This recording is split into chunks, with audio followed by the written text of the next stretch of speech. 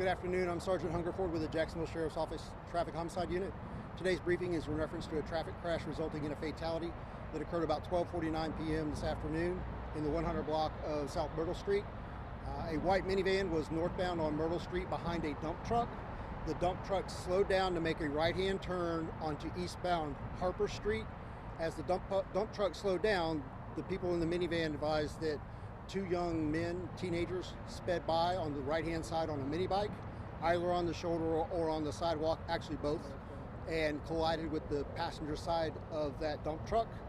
As a result, a 13-year-old and a 14-year-old were transported by Jacksonville Fire Rescue Department to a local hospital. The 13-year-old driver has minor injuries. Unfortunately, shortly after arrival, the 14-year-old passed away and was pronounced deceased. This is the 168th traffic fatality in Duval County this year, and the 100 block of South Myrtle Street will remain closed probably for another hour while detectives continue their investigation. And I'll take any questions you may have. Go ahead. I was just going to say, the driver stuck around. Yes. Yes, the driver's here and cooperative, and there are no indicators of impairment, and that was just simply a tragic accident. So did this dump truck, it seems like, did it hit both of the 13 and the 14-year-old, or just one of them? Or?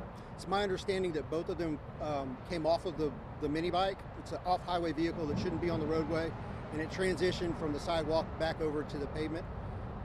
And both of them were thrown free of the mini bike, and that is all I know. The dump truck actually stopped on top of the bike, so they were not on the bike at the time, but the bike was underneath the dump truck.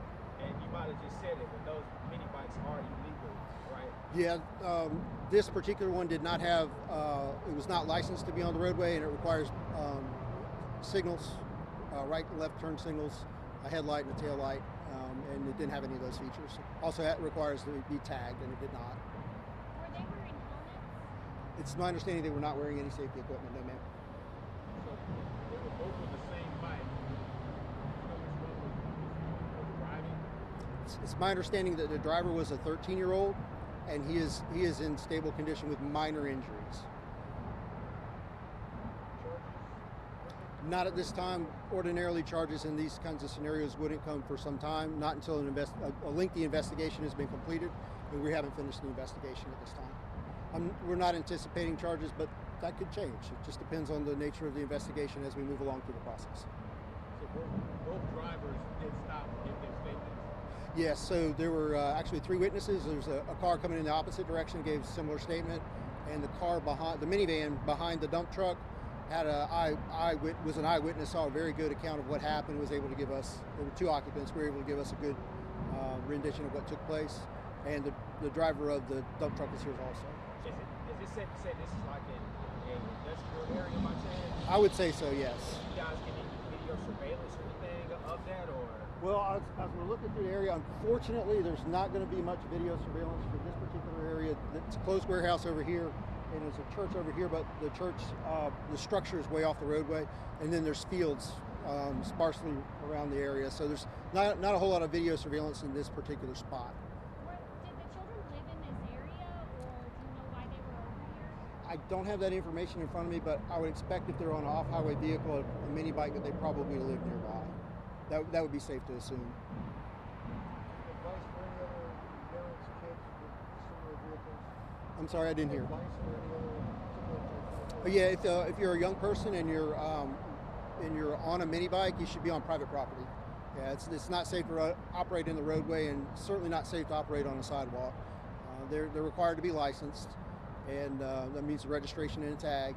And in order to do that, you have to have insurance and a helmet, and you have to be 16 years of age or older to operate it. So the young guys who want to ride them, that's fine. Just ride them in your yard or on private property where it's safe to do so. There's no cross traffic. That's the dangers. Are the teenagers related, or the 12-year-olds? I don't have that information right now. I don't have that. One final question I have Sure. for you.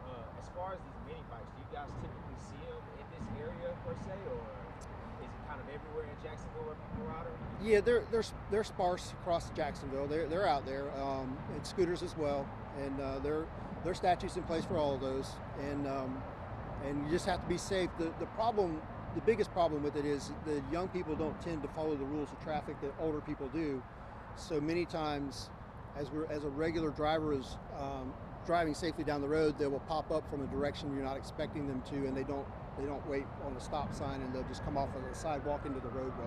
That's very dangerous, and it's hard to anticipate as a driver. And there's no protection on a mini bike. You're really in trouble if you have a crash with a car. A car's 3,000 pounds or better, and the mini bike's nothing, and there's not any protection to afford. One more question. Has the next of kin been identified and informed? I believe we're in the process of doing that. I know at least one parent has been notified. I believe both of them have, but I'm not 100% on that. Okay. Thank you. I appreciate your time. Thank you.